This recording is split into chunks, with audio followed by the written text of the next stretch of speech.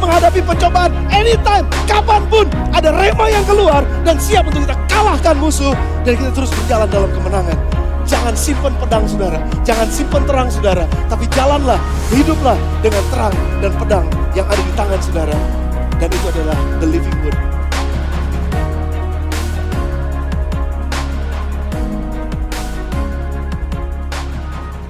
Buat teman-teman yang melayani pada hari ini, yang ada di sana juga, yang ada di Asyir, yang ada di parkiran, luar biasa. Rasanya capeknya belum habis dari hari Minggu, tetapi udah mulai capek lagi hari ini dan siap-siap lagi buat minggu besok. Dan terus terang saudara, kalau kita punya Roh Kudus, kita nggak akan pernah capek buat Tuhan. Haleluya, amin saudara. Kita nggak akan pernah capek buat Tuhan, dan kita akan selalu excited. Saudara excited pada pagi hari ini? Kalau excited coba 5-6 orang kasih salam satu sama lain, katakan saya excited banget buat dengar firman Tuhan pada pagi hari ini. Betul-betul saya excited buat dengar firman Tuhan pada hari ini. Haleluya. Amin. Termasuk yang ada di Jordan Hall. Selamat pagi buat saudara semua, silakan duduk. Silakan duduk kembali. Saya ngomong sama teman-teman bagian kreatif, tolong siapin saya kursi. Karena rasanya saya mau sambil duduk cerita buat saudara. Is it okay? Nyalain lampu dulu dong. Lampu ini dari seorang yang sangat spesial. Luar biasa. Saudara duduk, saya juga duduk dong. Mission Impossible. Judulnya memang kayak judul film, saudara. Dan kalau kita ingat film ya filmnya si TC, Tom Cruise. Memang sepertinya gitu saudara ya, ini misi impossible tapi nggak mungkin bisa, tetapi ternyata di ujungnya berhasil gitu saudara. Nah sebenarnya Yesus juga lagi katakan hal yang sama bahwa tanpa aku kamu nggak bisa lakukan apapun juga. Jadi kamu perlu aku kata Tuhan Yesus, makanya kamu harus tetap ada di dalam aku. Nah saudaraku bicara tentang kenaikan Yesus ke sorga, kan kita sedang memperingati harinya hari ini kenaikan Yesus ke sorga. Nggak diperingati oleh semua gereja. Dan khususnya kalau GSJA saja yang memperingati, khususnya GSJA, seluruh dunia GSJA memperingati. Karena ini sangat penting buat kita. Tahun lalu saya katakan pada saudara, dan ini merupakan lanjutan dari khotbah tahun lalu sebenarnya kalau saudara ingat, it's not goodbye, it's see you later. It's not goodbye. Waktu Yesus naik bukannya goodbye, kita nggak ketemu lagi. No. Betul, dia naik ke sorga tapi see you later. Ketemu lagi nanti, sampai ketemu lagi nanti. Karena dia akan datang untuk yang kedua kalinya. Itu janjinya, dia akan datang untuk yang kedua kali. Namun sementara dia naik ke sorga, kita menghidupi kehidupan kita dalam dunia ini carrying the mission. Kita ini membawa misinya Tuhan, melanjutkan misinya Tuhan Yesus sebetulnya dalam dunia ini. Sehingga gak ada alasan buat kita untuk gak bekerja buat Tuhan. Jadi kita sedang carry on, kita sedang melanjutkan sebenarnya pekerjaan yang Yesus pernah lakukan dulu waktu dia dalam dunia ini. Dan makanya dia bilang, seperti Bapa mengutus aku dalam dunia, demikian aku mengutus kamu ke dalam dunia. Nah ini kita baca dalam kitab Yohanes saudara. Nah konteks pada hari ini adalah Yohanes pasal 14 sampai dengan Yohanes 16. Saya akan baca buat saudara. Sebetulnya saya cuma baca aja buat saudara. Biarkan pembacaan firman atau firman yang kita baca sama-sama itu berkata-kata langsung kepada saudara. Bukan saya lagi nanti yang terjemahin, tapi Roh Kudus sendiri akan terjemahkan buat saudara. Saya cuma akan menolong saudara saja untuk ikutin jalur pemikirannya Tuhan Yesus dan jalur komunikasi atau jalur pemikiran atau jalannya komunikasi antara Yesus dengan murid-muridnya dalam Yohanes 14 sampai dengan Yohanes 16. Dan saya akan cuplik ayat-ayat dari 2 pasal tersebut atau 3 pasal tersebut dan saya akan sampaikan buat saudara, tangkap maksudnya dan tangkap pesannya, itu yang paling penting. Tangkap pesannya. Apa yang Yesus pesankan kepada murid-muridnya sementara nanti dia naik ke sorga dan sementara kalian lakukan pekerjaan misi yang aku berikan kepada kalian. Walaupun seolah-olah impossible. Ini misi yang impossible benar. Sulit banget. Betul aku tahu kata Yesus. Tapi jangan takut. Aku akan segera datang lagi. But in between. Di antara aku naik ke sorga sampai aku turun lagi nanti ke dunia ini. Ya di antara itu. Sementara kamu hidup, gereja Tuhan hidup di zaman ini. Ada Roh Kudus yang aku akan kirimkan. Ada penolong lain. Nah ini akan kita ikuti saudara. Pembicaraan Yesus dengan para muridnya. Tetapi ada catatan-catatan yang harus saudara catat. Supaya ini menjadi pesan yang kita bawa pulang pada hari ini. Sudah bersama dengan saya? Jadi konteksnya adalah percakapan Yesus dengan para muridnya sebelum kematian, kebangkitan, dan kenaikannya. Jadi ini 3 pasal yang kita akan sama-sama kupas. Kronologis adalah begini saudara. Saya tuliskan sebentar ini buat saudara. Yohanes 3 ayat yang ke-16. Karena begitu besar kasih Allah akan dunia ini. Anggap ini semua dunia ini saudara, ini dunia. Karena begitu besar kasih Allah akan dunia ini. Dunia itu bukannya kotak dan bukannya datar. Tapi saya untuk alasan ngajar aja pagi ini saya bikinnya kotak karena ininya kotak. Kalau blackboardnya bulat kayak begitu lebih bulat. Itu bumi ya saudara. Nah itu dunianya. Nah dunia ini dunia saudara. Dunia ini kan sudah hancur, dunia ini kan udah berantakan. Ya saudara sebutkan aja, ada begitu banyak kejahatan. Ada begitu banyak pengkhianatan. Ada begitu banyak perceraian. Apalagi saudara sebutin aja. Ada begitu banyak penipuan. Ada begitu banyak semua dosa-dosa yang lain saudara. Ini yang membuat dunia ini menjadi berantakan. Tapi karena begitu besar kasih Allah akan dunia ini. Sehingga ia mengaruniakan anaknya yang tunggal yaitu Yesus Kristus datang ke dalam dunia ini. Yesus Kristus. Untuk apa? Untuk menyelamatkan dunia ini. Karena barang siapa yang percaya kepadanya tidak binasa. Melainkan beroleh hidup yang kekal. Namun yang jadi masalahnya adalah kedatangan Yesus ke dalam dunia ini diterima atau disambut dengan peran antagonis. Ada orang jahat, ada pengkhianat, ada orang yang ngaco semuanya karena dosa. Mereka bukannya menerima Yesus, sebaliknya dunia ini justru membencinya. Dunia ini menolaknya gitu saudara. Namun, Yesus ngerti itu, Yesus tahu itu. Tapi dia datang anyway, dia tetap turun ke dalam dunia. Nah namun waktu dia turun ke dalam dunia ini, dia gak mau kerja sendirian. Dia pilih murid-muridnya, dia pilih teman-temannya. Dan Yesus plus teman-temannya. Cukup bagus? Oke lah.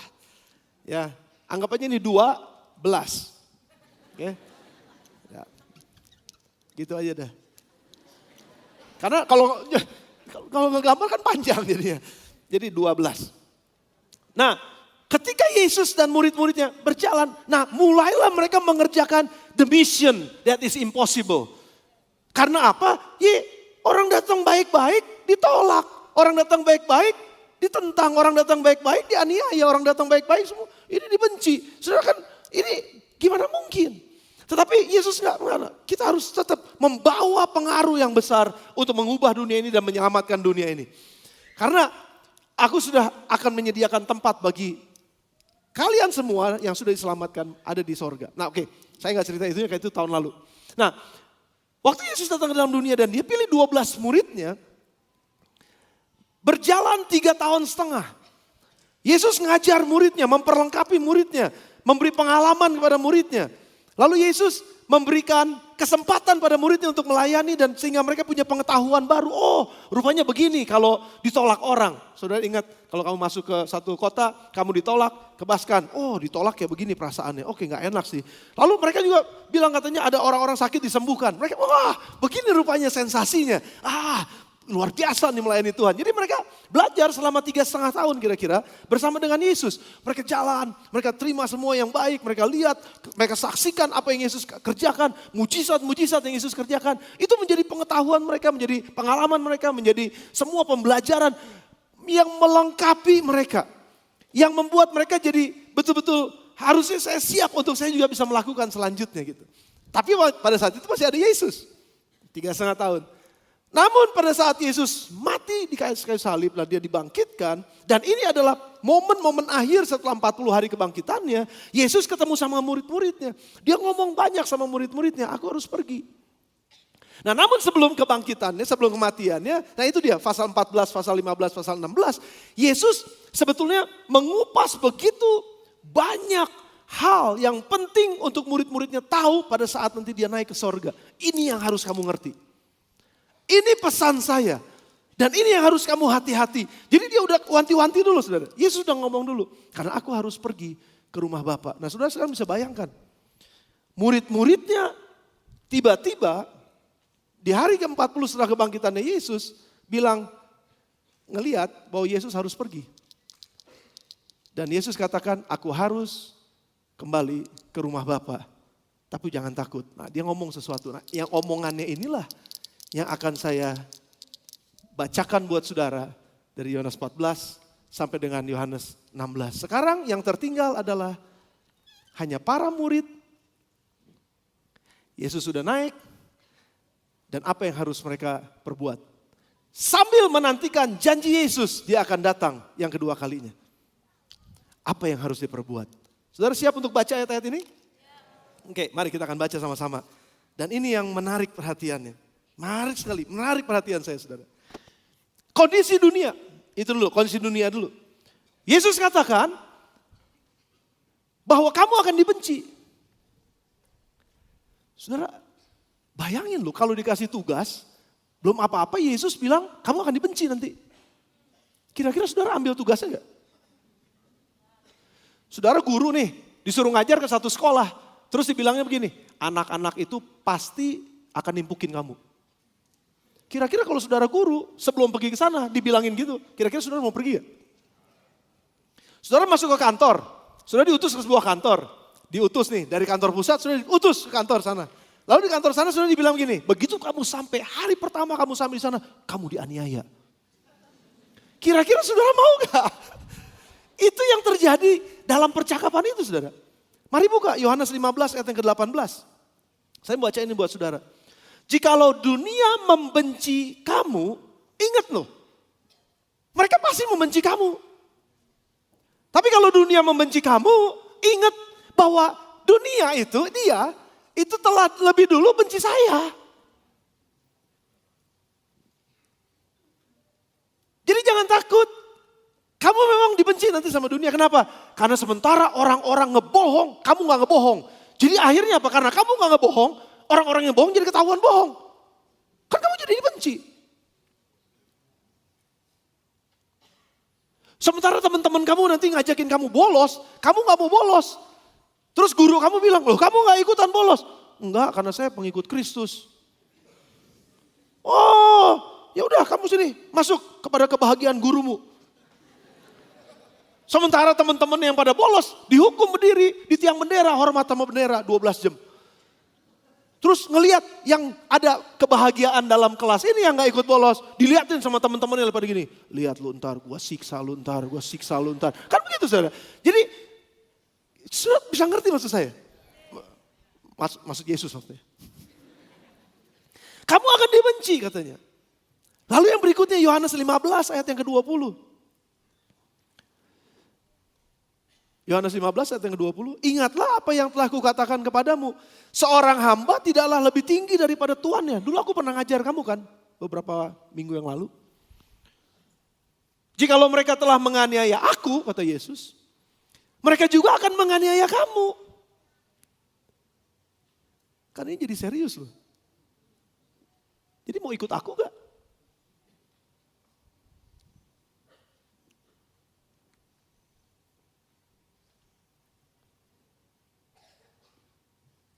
Jikalau mereka telah menuruti firmanku, kalau mereka nuruti firmanku, mereka juga pasti nurutin perkataanmu.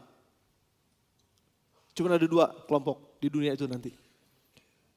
Kalau mereka mau ikutin firman Tuhan, apa yang kamu ngomong dari firman, pasti mereka akan ikut.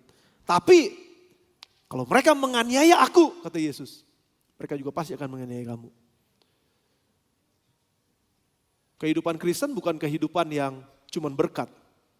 Kehidupan Kristen harus siap dengan masa penganiayaan.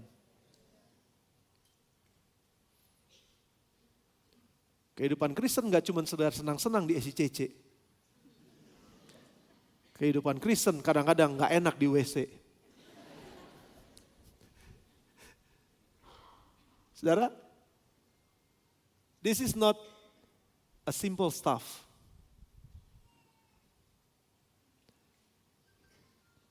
Saya nangis waktu siapin ini. Karena dunia ini udah mengubah wajah kekristenan jadi wajah yang glamor. Jadi wajah selebritis yang gak pernah susah. Dan gak siap waktu ngalamin kesusahan. Gak siap waktu ngalamin penderitaan. Padahal gereja harusnya siap untuk mengalami penolakan. Gereja harusnya siap untuk ngalamin kesusahan.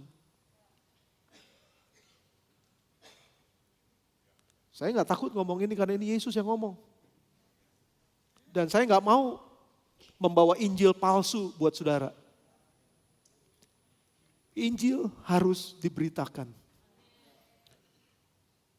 Bahwa jadi orang Kristen gak selalu harus ngomong berkat.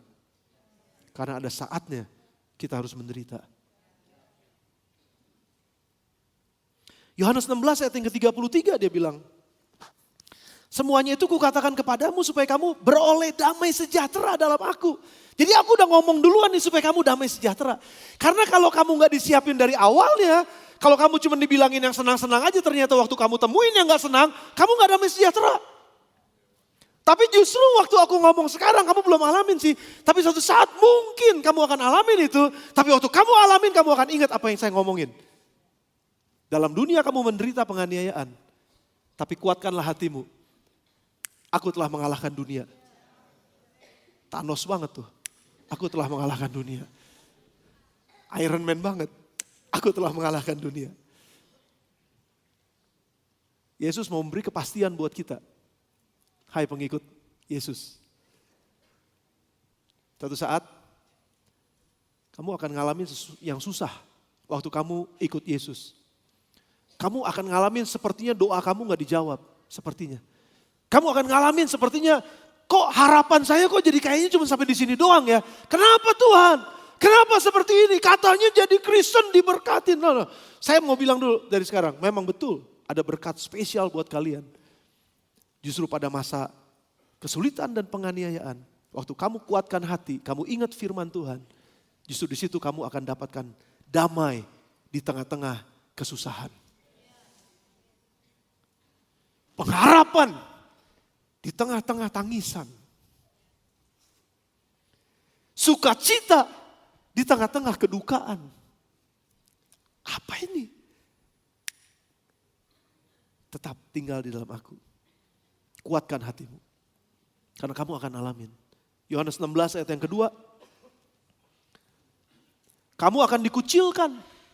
Itu tadi. Bahkan akan datang saatnya bahwa setiap orang yang membunuh kamu akan menyangka bahwa ia berbuat bakti kepada Allah. Ini ibadah kami. Bunuh orang tapi ibadah. Bikin hoax tapi ibadah. Itu akan kejadian. Dan kamu jangan bingung. Yesus sudah ngomong dulu 2000 tahun yang lalu. Dan sekarang kejadian. Kamu gak bisa ngelawan seolah-olah memang kamu gak boleh ngelawan. Karena pembalasan adalah hakku kata Tuhan. Yang bisa kamu lakukan apa?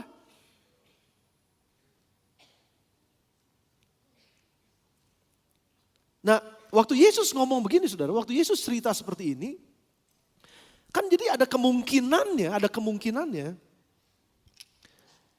murid-murid yang dengar ini tergoncang imannya, betul gak saudara? Sangat mungkin mereka tergoncang imannya. Dan akan sangat mungkin memang ini akan menekan mereka saudara. Dunia akan menekan mereka. Dan kalau Yesus gak ngomong dan nyiapin mereka, Yohanes 14 sampai 16. Dan ditambah doa Yesus Yohanes 17 untuk mereka. Kemungkinan besar. Ini pikiran saya saudara, ini gak ada di Alkitab, gak ada. Tapi ini kemungkinan besar akan terjadi murtad. Murid-murid.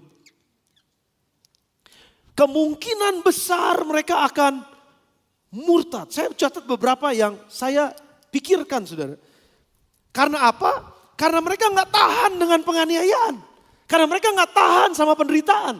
Karena mereka gak tahan karena dibenci sama orang.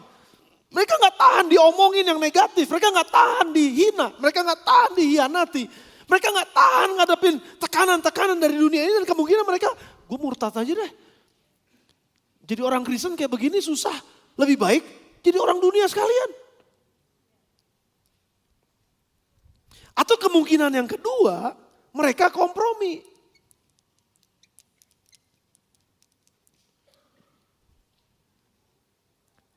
Ya kalau hari Minggu saya ke gereja, Senin sampai Sabtu, ya saya kompromi aja supaya tetap jadi sama dengan mereka. Tapi Minggu saya ke gereja. Sebenarnya itu ada hamba Tuhan yang udah ngomong tuh, Minggu bohongin Tuhan, Senin sampai Jumat, sampai Sabtu bohongin dunia. Tapi Minggu bohongin Tuhan. Karena berkompromi itu kemungkinan yang lain, karena tekanan-tekanan tersebut, maka kemungkinan mereka jadi orang yang suam-suam kuku. Dan ini udah dicatat juga dalam kitab Wahyu. Panas enggak, dingin enggak. Sama sekali, ya Kristen, datang ke gereja, iya di mana? GC Bethlehem.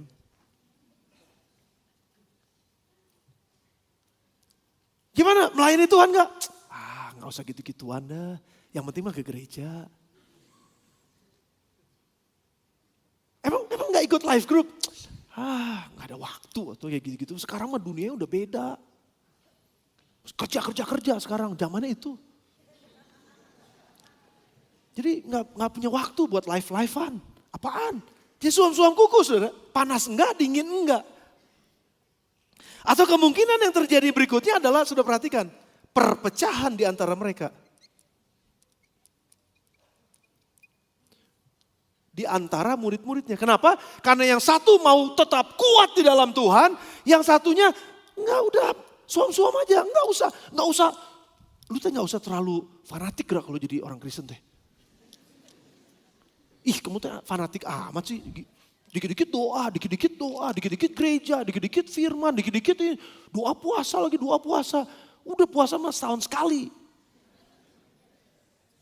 Jadi akhirnya terjadi perpecahan di antara mereka. Dan yang tadinya harusnya jadi team up, harusnya mereka jadi tim yang bekerja sama-sama dengan kekuatan sama-sama dari Tuhan. Tapi akhirnya mereka terpecah dan itu kemungkinannya. Saudara, kenapa saya bilang seperti ini? Coba saudara bayangkan kalau kita diperhadapkan dalam situasi seperti murid-murid pada saat itu.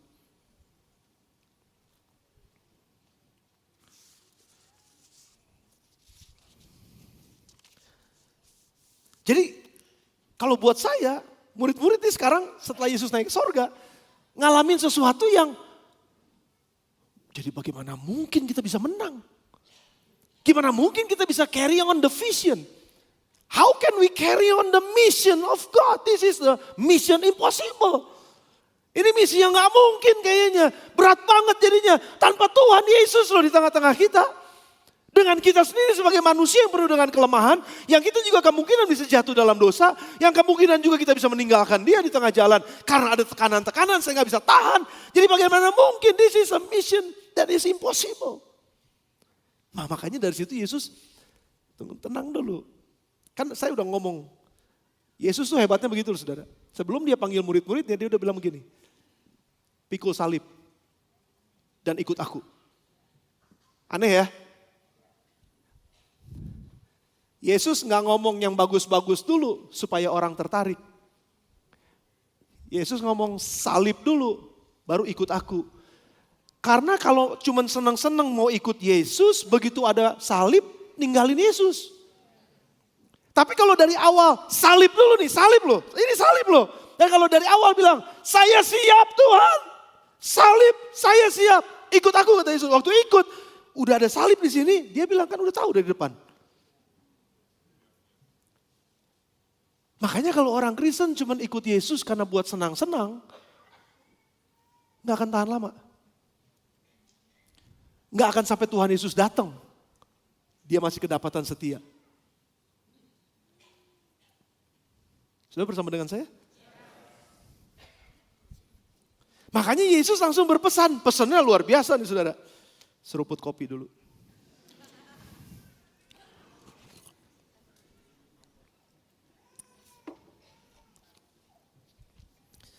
Pesan Yesus ada, saya hitung. Ada 4 sih. 3 tapi yang paling penting. 3 penting, 4 ini adalah pengantar transisi. Yang pertama, dia pesan begini. Yohanes 14 ayat 1. Pesan dia. Janganlah gelisah hatimu, percayalah kepada Allah, percayalah juga kepadaku. Oke, ada banyak kesusahan memang, ada banyak tantangannya, ada banyak salibnya, kamu akan alamin yang gak enak. Tenang, jangan gelisah hatimu. Percayalah kepada Allah dan percayalah juga kepadaku. Kenapa? Karena kalau kamu percaya kepada Allah dan kepada aku, kata Yesus. Percaya, saudaraku. Mau tetap percaya gak sama Tuhan? Waktu ada saatnya doa saudara sepertinya tidak terjawab. Masih mau percaya gak kepada Tuhan? Sementara mungkin usaha saudara lagi dalam keadaan yang sulit.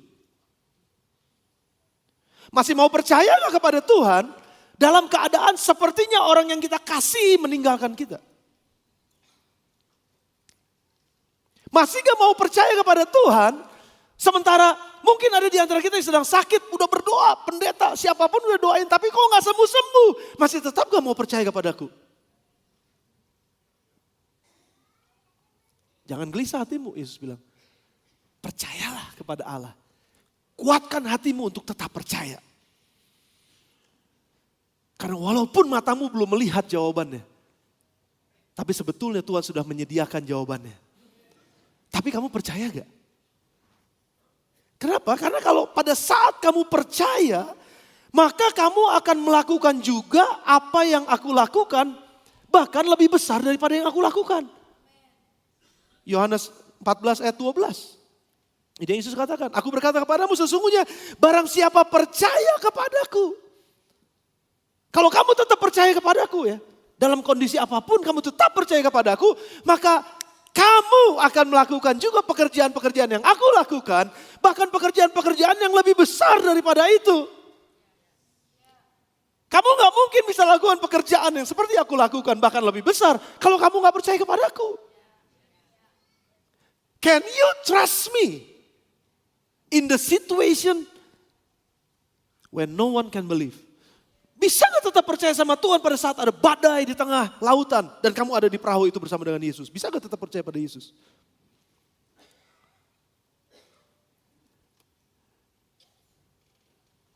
Kita perlu pause sebentar atau kita mau lanjut, saudara? Kok firman pagi ini jadi begitu berat ya? Tapi saya mau semua kita sehat. Saya mau kita semua berpegang pada Injil kebenaran. Bukan Injil kemakmuran. Tapi Injil kebenaran. Tetaplah percaya kepadaku. Karena justru pada saat kamu percaya kepadaku, kamu akan lakukan perkara-perkara yang aku pernah lakukan. Bahkan lebih besar daripada itu. Kuncinya cuman kamu tetap percaya gak? Yang kedua. Kalau kamu percaya, maka apa saja yang kamu minta dalam namaku, aku akan melakukannya. Yohanes 14 ayat yang ke-13 dan ayat yang ke-14. Dan apa juga yang kamu minta dalam namaku, aku akan melakukannya supaya Bapa dipermuliakan di dalam anak. 14. Jika kamu minta sesuatu kepadaku dalam namaku, aku akan melakukannya. Kenapa doa kita dijawab? Karena kita percaya kepada Yesus. Karena kita percaya kepada janjinya. Pesan Yesus yang kedua. Yohanes 14 ayat yang ke-15. Waktu ngobrol-ngobrol saya ngebayangin gini saudara. Kalau saya pergi nanti kamu tetap cinta saya gak? Waktu saya ingat jadinya waktu saya pergi ke Filipina, sekolah di Filipina. Kan udah pacaran sama Epi sekitar 7 tahun, 8 tahun. Jadi setelah 7-8 tahun pacaran, saya pergi. 2,5 tahun, hampir 3 tahun. Saya masih ingat banget ada di Bandara Cengkareng waktu itu. Dia masih imut banget. Betul kan, imut. Kamu. Saya juga masih imut waktu itu. Kami foto berdua, waktu lihat fotonya lagi, wah, maksudnya ketawa kita berdua-dua, gila kita masih culun banget ya. Sekarang lebih ganteng, lebih cantik.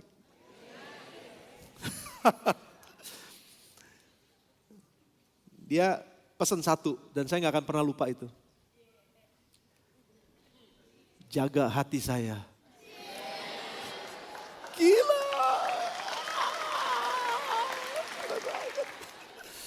Kenapa? Karena hatinya dia ada di hati saya. Hati saya ada di hati dia. Jadi kalau sampai kamu pergi, terus nanti kamu ketemu yang lain, kira-kira gimana? Masih tetap sayang saya gak?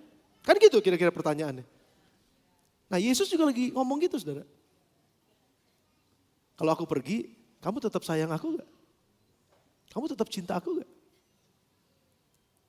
Mungkin murid-murid akan jawab, oh iya dong guru, aku cinta sama kamu. Gila cinta mati ini mah. Sarangeo. Saya cinta sama kamu guru, masa enggak sih? Wow, kenyataannya akan ada yang menyangkal aku 3 kali sebelum ayam berkokok. Tapi Yesus gak ngomong itu saudara. Karena itu udah lewat kan. Cuma Yesus nanya lagi, kamu sayang sama aku gak? Tetap kayaknya. Tetap guru saya akan tetap sayang sama kamu. Nah Yesus bilang begini, kalau kamu mengasihi aku, Yohanes 15 ayat 14. Yohanes 14 ayat yang ke-15. Jikalau kamu mengasihi aku, buktinya jangan cuma ngomong. Kamu akan menuruti segala perintahku. Jadi waktu kamu hidup di dalam dunia ini dengan penuh kesulitan memang nanti. Kalau kamu tetap pegang cintamu kepadaku, buktinya adalah kamu akan nurutin segala perintahku. Buktikan itu, bahwa kamu akan nurutin segala perintahku. Yohanes 14 ayat 21 sampai dengan 23. Barang siapa memegang perintahku dan melakukannya, dialah yang mengasihi aku. Dan barang siapa mengasihi aku, ia akan dikasihi oleh Bapakku. Dan aku pun akan mengasihi dia dan akan menyatakan diriku kepadanya. Ayat 23 langsung, ayat 23 lompat saudara. Jawab Yesus, jika seorang mengasihi aku, ia akan menuruti firmanku dan Bapakku akan mengasihi dia dan kami akan datang kepadanya dan diam bersama-sama dia. Walaupun Bapa dan Yesus ada di sorga, tapi kami tetap akan datang kepadamu dan akan diam bersama-sama dengan kamu di tengah-tengah kesulitanmu dalam dunia ini. Kalau kamu mengasihi aku. Yang berikutnya, Yohanes 15 ayat 2 sampai dengan 4. Kalau kamu mengasihi aku, kamu akan tetap tinggal di dalam aku. Firmanku di dalam kamu dan kamu di dalam firmanku. Dan apa yang terjadi? Bukti bahwa kamu mengasihi aku adalah kamu mau dibentuk oleh aku. Kamu mau dibersihkan olehku, oleh firmanku. Setiap ranting padaku yang tidak berbuah dipotong. Dan setiap ranting yang berbuah dibersihkannya. Supaya ia lebih banyak berbuah. Bukti bahwa kamu mengasihi aku itu kamu taat. Kamu mau dibentuk, kamu mau diajar, kamu mau ditegur. Kamu mau dimuridkan. Kamu mau dibangun hidupmu walaupun kadang-kadang itu nyakitin hatimu. Kadang-kadang omongan dia, kenapa sih dia ngomong kayak gini? Kenapa sih pendeta ini ngomong gini? Kenapa sih ketua Lifestyle ngomong kayak begini? Hey, itu supaya kamu dibentuk. Kamu mesti rela buat itu kalau kamu mengasihi aku. Supaya kamu semakin banyak berbuah. 3, kamu memang sudah bersih karena firman yang telah kukatakan kepadamu. Tapi ayat yang keempat, tinggallah di dalam aku dan aku di dalam kamu. Sama seperti ranting tidak dapat berbuah dari dirinya sendiri kalau ia tidak tinggal pada pokok anggur. Demikian juga kamu tidak berbuah jika kamu tidak tinggal di dalam aku. Gak mungkin kamu bisa menang di dalam dunia ini. Gak mungkin kamu bisa sabar dalam dunia ini. Gak mungkin kamu bisa menguasai diri dalam dunia ini. Dalam dunia yang seperti ini, kalau kamu gak tinggal di dalam aku. Kamu gak mungkin berbuah. Jadi kamu harus tetap tinggal dalam aku. Sementara aku gak ada, ini pesanku. Lalu diulangi lagi Yohanes 15 ayat yang ke-7 saudara. Yohanes 15 ayat yang ke-7. Jikalau kamu tinggal di dalam aku dan firmanku tinggal dalam kamu, mintalah apa saja yang kamu kehendaki dan kamu akan menerimanya. Catatan kaki. Ayat ini dikatakan bukan untuk minta supaya berbuat dosa. Minta istri baru Tuhan. No, gak akan dikasih. Karena itu salah. Minta suami baru Tuhan. No. Gak akan dikasih, itu salah. Tapi apa saja yang kamu minta sementara kamu menjalankan this mission that is impossible. Kalau kamu lakukan ini dalam dunia ini, mintalah apa saja yang kamu minta. Aku akan sediakan. Aku akan berikan. Asal kamu tetap tinggal di dalam aku. Sudah bersama dengan saya? Kamu akan dimampukan untuk bekerja dan berhasil dengan luar biasa. Yohanes 15 ayat 16. Bukan kamu yang memilih aku, tapi akulah yang memilih kamu. Dan aku telah menetapkan kamu supaya kamu pergi dan menghasilkan buah. Dan buahmu itu tetap. Supaya apa yang kamu minta kepada Bapa dalam namaku, diberikannya kepadamu. Lihat, kalau doamu dijawab, sukacitamu penuh. Yohanes 15 ayat yang ke-11. Ini yang Yesus katakan.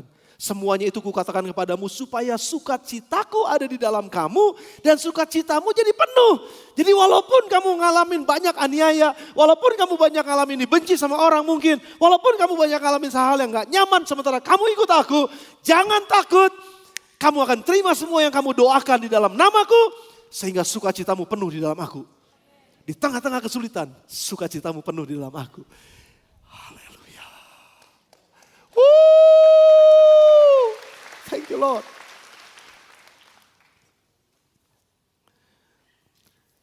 Namun keberhasilan ini gak boleh kamu nikmatin sendiri.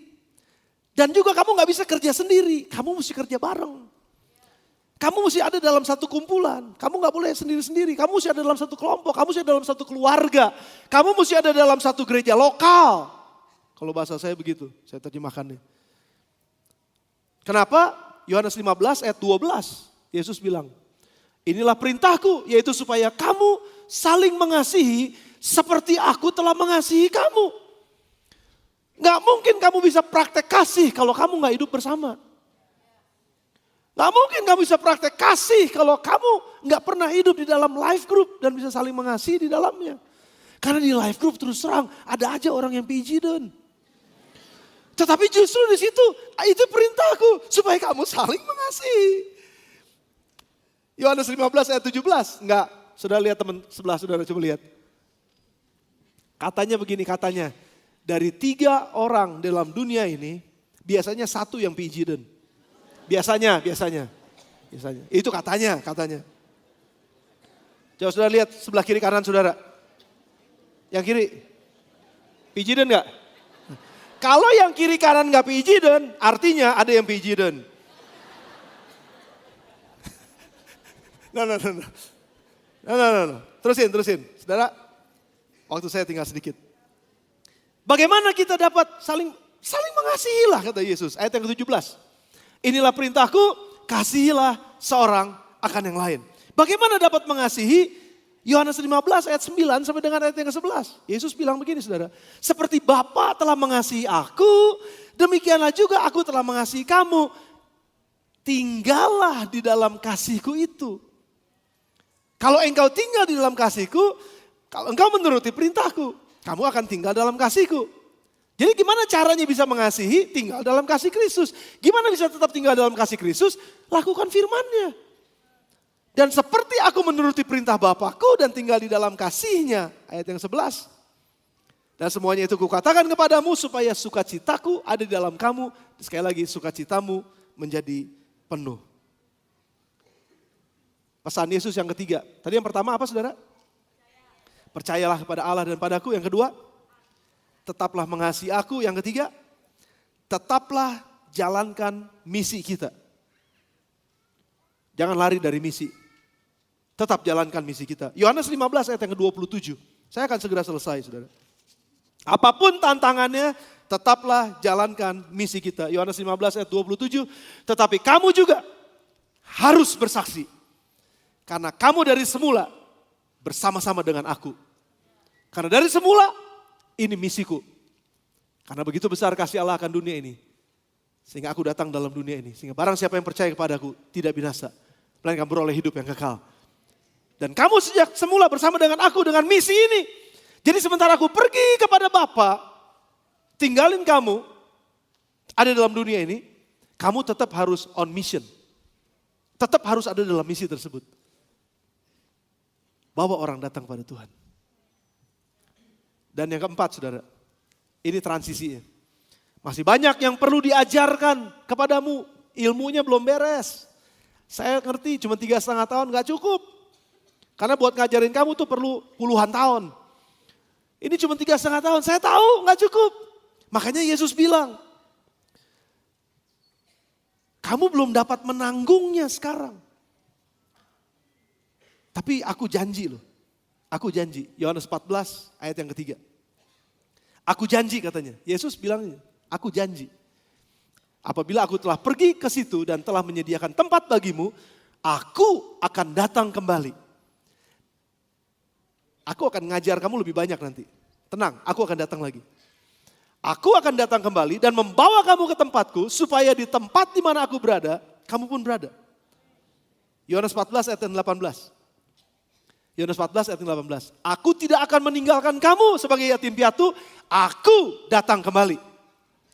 Pegang janji ini, Yesus akan datang lagi. Nantikan kedatangannya. Yesus akan segera datang kembali. Dan waktu dia datang, pastikan kamu ada di sana. Pastikan saya ada di sana. Pastikan kita ada di sana. Karena itu janjinya. 2 kali dia ulang sudah. 2 kali dia ulang. Yang ketiga, Yohanes 14 ayat 28. Kamu telah mendengar bahwa aku telah berkata kepadamu, aku pergi tetapi aku datang kembali kepadamu. Sekiranya kamu mengasihi aku, kamu tentu akan bersuka cita karena aku pergi pada Bapakku sebab Bapa lebih besar daripadaku. Jadi aku akan datang kembali, itu janjinya. Tapi janji yang berikutnya saudara, ini yang lebih hebat. Dan saya mau saudara nantikan ini. Nantikan ini, janji Bapa. Hari Minggu saya akan khotbahkan dengan lebih detail. Janji Bapa. Apa janjinya? Yohanes 14 ayat 16. Aku akan minta kepada Bapa. Dan ia akan memberikan kepadamu seorang penolong yang lain. Supaya ia menyertai kamu selama-lamanya. Memang aku udah gak ada sama-sama dengan kamu. Tapi kamu tetap ada dalam dunia ini. Namun aku akan minta kepada Bapa. Supaya ia mengirimkan penolong yang lain. Aduh gak bisa. Supaya ia mengirimkan penolong. Bukan perongrong. Penolong yang lain. Yang sama seperti Yesus. Waktu itu cuma Yesus dalam bentuk manusia. Ini gak dalam bentuk manusia. Tapi dalam bentuk roh. Dan dia bukan cuma sekedar roh. Dia adalah pribadi. Dan pribadi inilah yang akan tinggal di dalam kamu. Akan menolong kamu. Akan menjadi penolong kamu. Yohanes 14 ayat 6. Dan supaya ia menyertai kamu selama-lamanya. Yohanes 14 ayat 26. Yohanes 14 ayat yang ke-26.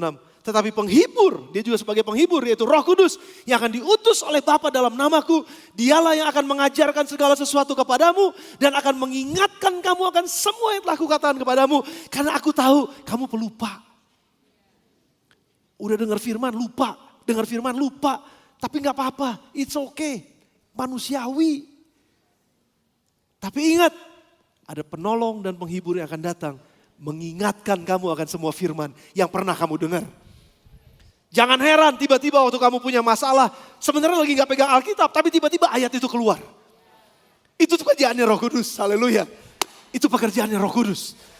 Dan dia datang buat nolong kita. Waktu kamu disiksa, mungkin waktu kamu penderita, waktu kamu disakiti. Waktu seolah-olah kamu membalas. Tapi diingatin, jangan balas kejahatan dengan kejahatan. Balas kejahatan dengan kebaikan. Siapa yang ngomong? Roh Kudus yang ngomong. Roh Kudus yang ada di dalam kita, dia ngomong sama kita. Mengajarkan dan mengingatkan. 15 ayat 26. Yohanes 15 ayat yang 26. Jikalau penghibur yang kuutus dari Bapa itu datang. Yaitu roh kebenaran yang keluar dari Bapa. Ia akan bersaksi tentang aku. Disitulah fungsi kita untuk bersaksi. Yohanes 16 ayat 8 sampai dengan ayat yang ke-9. Aduh saya gak punya waktu untuk bahas ini powerful banget. Tapi saya mau janji buat saudara. Saudara akan dengar ini di doa 4 hari atau 5 hari. Yang Pastor Agus tadi bilang. Saudara harus datang. Karena kita akan bahas all about Holy Spirit. Kita akan bahas semua tentang Roh Kudus. Di 4 atau 5 hari itu. Kalau saudara belum kenal Tuhan yang satu ini. Dia salah satu Allah dari Tritunggal. Orang banyak kali gak dengar tentang dia. Dengarnya cuma apa? Firman. Oke firman, tentu saja Yesus adalah firman. Ya kita cinta dia, ya Bapak. Ya Bapak, kita cinta sama Bapak kita. Tapi roh, namanya siapa? Roh Kudus, roh. Karena banyak orang roh, apalagi ada, maafkan saya, bukannya mau mengolok-olok, tetapi ada begitu banyak orang dalam kekristenan sekalipun menolak Roh Kudus. No. Gereja ini gak menolak Roh Kudus. Kita mengasihi Roh Kudus. Kita mencintai Roh Kudus. Karena dia janji Bapa yang diutus untuk datang menjadi penolong buat kita. Yohanes 16, 8-9. Dan kalau ia datang, ia akan menginsyafkan dunia akan dosa, kebenaran, dan penghakiman. Akan dosa, kenapa? Karena banyak orang yang gak ngeh kalau dia berdosa. Jadi Roh Kudus akan ngingetin dia bahwa kamu tuh orang berdosa. Bukannya, kamu orang berdosa. Enggak, kamu berdosa, kamu butuh juru selamat. Itu kerjaan Roh Kudus. Menyadarkan bahwa kita membutuhkan juru selamat. Yang kedua akan kebenaran. Apa itu kebenaran? Bahwa dosa kita sudah dihapuskan. Dan aku pergi kepada Bapa, kata Yesus. Duduk di sebelah kanan Allah Bapa, bersyafaat. Waktu si Arif melakukan dosa, sudah aku tebus. Pak, tenang. Sudah ditebus kan? Aku udah mati buat dia. Bapak bilang, oh iya. Ya sudah mati. Jadi Yesus bersyafaat. Roh Kudus menyadarkan saya bahwa saya sudah dibenarkan. Kalau enggak saya terus diintimidasi. Tapi Roh Kudus menyadarkan saya sudah dibenarkan. Saya sudah merdeka. Saya sudah bebas dari dosa. Tidak ada kutuk lagi. Itu adalah pekerjaan Roh Kudus. Dan akan penghakiman. Karena penguasa dunia ini sudah dihakimi. Enggak ada lagi yang bisa menuduh kita. Enggak ada lagi yang bisa ngutik-ngutik kita. Karena penguasa dunia ini sudah jatuhi hukuman. Itu iblis. Yesus sudah menang. Kita sudah menang. Yohanes 16, 13 yang terakhir. Ini perkataan Yesus. Tapi apabila ia datang, ini janjinya mengenai Roh Kudus. Apabila ia datang, roh kebenaran. Ia akan memimpin kamu ke dalam seluruh kebenaran. Sebab ia tidak akan berkata-kata dari dirinya sendiri. Tapi segala sesuatu yang didengarnya, itulah yang akan dikatakannya. Dan itu ia akan memberitakan kepadamu hal-hal yang akan datang. Jadi sekarang ini memang ilmu kamu belum penuh. Yang aku punya pun belum semuanya mungkin kamu bisa ngerti sekarang. Tapi kalau Roh Kudus datang, dia yang akan ngajarin kamu. Dia yang akan mimpin kamu kepada seluruh kebenaran. Sehingga kalau saya nggak tahu kebenaran ini, Roh Kudus akan ingetin saya. Waktu saya bertumbuh, saya nggak tahu kebenaran yang itu.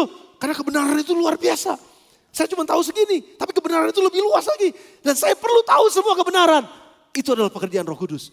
Kalau Roh Kudus nggak diutus, kita nggak akan pernah tahu semua kebenaran Tuhan. Tapi karena dia yang diutus, dia datang. Dan dia mau tinggal sama kita, dia mau ngajar kita, dia menjadi penolong kita, dia menjadi penghibur kita. Dia mau menjadi Allah yang menjadi kebenaran juga, yang memimpin kita kepada seluruh kebenaran. Maka roh itu juga akan menyingkapkan semua kebenaran tentang Tuhan dan kita akan paham. Sehingga sementara kamu nunggu saya tinggal dalam dunia seperti ini, kamu gak perlu takut sendirian. Karena kamu punya sahabat yang lain yang namanya Roh Kudus. Itu janji Bapak. Selamat menikmati janji Bapak di dalam nama Tuhan Yesus. Mari tundukkan kepala saudara sebentar. Datang pada Tuhan.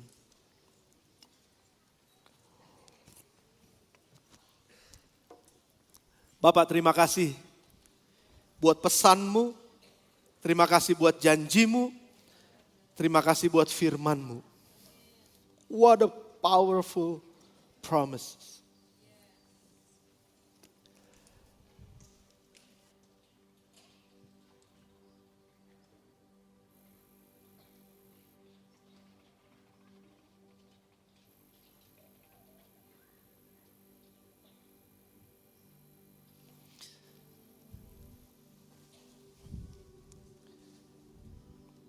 Lagu tadi udah berbicara kuat tentang firman Tuhan.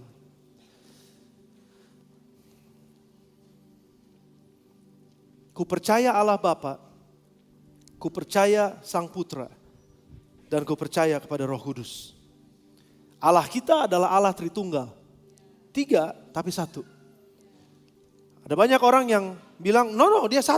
Enggak, dia 3. Dan ada banyak ayat yang membuktikan itu. Tapi seringkali kita cuma mau terimanya Allah Bapa dan Allah Anak. Allah Roh Kudus jarang. Tapi ketahuilah, justru untuk menantikan kedatangan Yesus yang kedua kali, tanpa penolong yang disebut Roh Kudus. Allah Roh Kudus, dia Roh Allah. Kita gak akan pernah kuat menantikan kedatangan Yesus yang kedua kali. Kita perlu Roh Kudus. Makanya kenapa Yesus katakan, jangan tinggalkan kota ini sebelum kamu menerima janji Bapa. Saya akan khotbahkan ini minggu. Jangan tinggalkan kota ini sebelum kamu terima janji Bapa yang akan menolong kamu untuk melewati hari-harimu menjelang kedatangan Yesus yang kedua kali. Tundukin kepala saudara. Buka hati saudara. Izinkan Roh Kudus ngomong buat saudara pada hari ini. Izinkan firman yang kita baca ini juga berbicara dalam pikiran saudara. Sementara singers akan bantu kita nyanyikan lagu itu. Terima kasih Tuhan. I believe in Christ the Son.